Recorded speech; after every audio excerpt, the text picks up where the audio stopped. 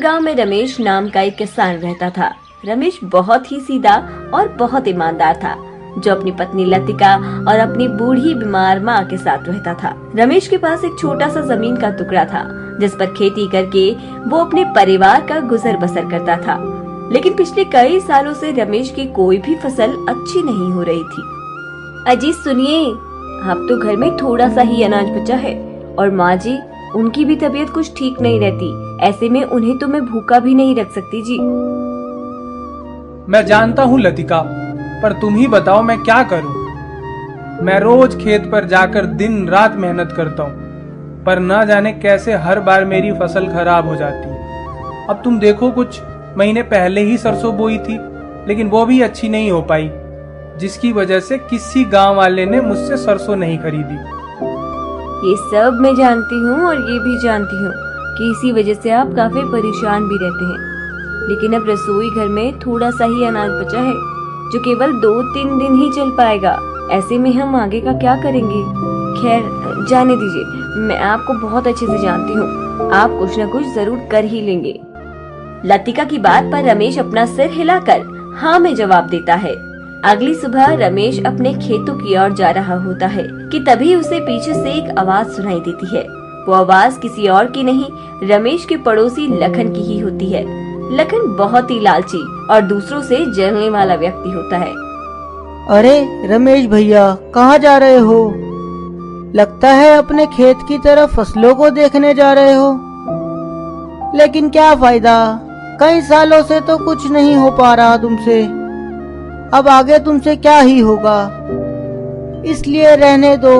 आखिर कब तक अपनी फसलों की आस में रहोगे? अरे लखन भैया, मैं तो पूरी मेहनत करता हूँ और आगे भी करता रहूंगा। मुझे पूरा यकीन है कि आज नहीं तो कल मेरी मेहनत जरूर रंग लाएगी। हाँ ठीक है भाई, मैं भी देखता हूँ कि वह दिन कितनी जल्दी आएगा। आखिर बेवकूफ को कोई कितना ही समझाए, उसकी समझ में थोड़ी ही कुछ आएगा। लखन की ऐसी बात सुनकर रमेश दुखी हो जाता है और अपने खेतों की ओर जाने लगता है। खेत पहुंचकर वो अपने फावड़े से थोड़ी थोड़ी जमीन खोदना शुरू कर देता है और वहाँ कुछ बीज आलू की फसल के बो देता है। मैंने आलू के नए बीज बोए हैं, भगवान करे इस बार मेरी फसल अच्छी हो जाए। खेत का काम करके रमेश घर लौट आता है। अरे रमेश बेटा, आ गया तू। काफी देर लगा दी बेटा तूने आने में। माँ, वो मैंने आज खेत में आलू की नई फसल बोई है, इसीलिए घर आने में देर हो गई। तुम बताओ, तुम्हारे शरीर का दर्द ठीक है अब? दर्द का क्या है, आज ठीक हो जाता है, कल फिर शुरू हो जाता है। वैसे कल मैं गांव के वैद्य जी के पास गई थी।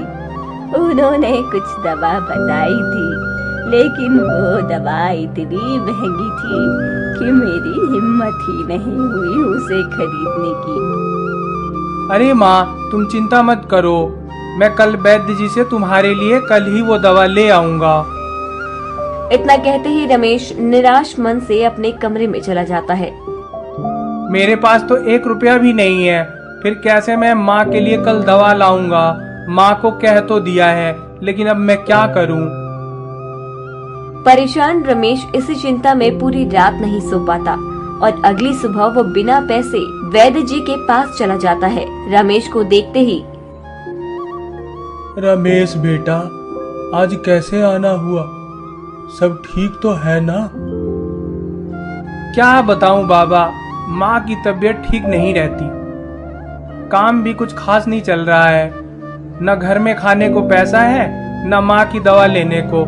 ऐसे में माँ का दर्द भी नहीं देखा जाता। समझ ही नहीं आ रहा है कि बाबा मैं क्या करूं।